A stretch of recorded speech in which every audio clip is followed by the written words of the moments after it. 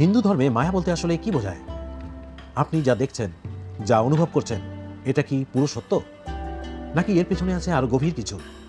হিন্দু দর্শনে মায়া মানে শুধু ভ্রান্তি নয়, এটা হলো সেই শক্তি যা বাস্তব সত্যকে ঢেকে রেখে আমাদের সামনে এক ধরনের জগতের ছবি তৈরি করে।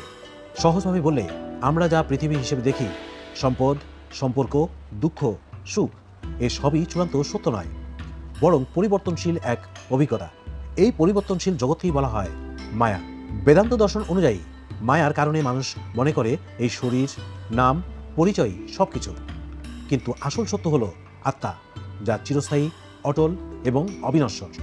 তাই মায়া মানে মিথ্যা নয়, বরং এমন এক পর্দা যা সত্যকে ঢেকে রাখে যতক্ষণ না মানুষ জ্ঞান ও উপলব্ধির মাধ্যমে সেই পর্দা সরাতে পারে। তাই প্রশ্নটা হলো, আমরা কি মায়ার ভেতরেই আটকে আছি, নাকি সত্যকে দেখার পথে এগুচ্ছি? এমন আরও জানতে ফলো করুন।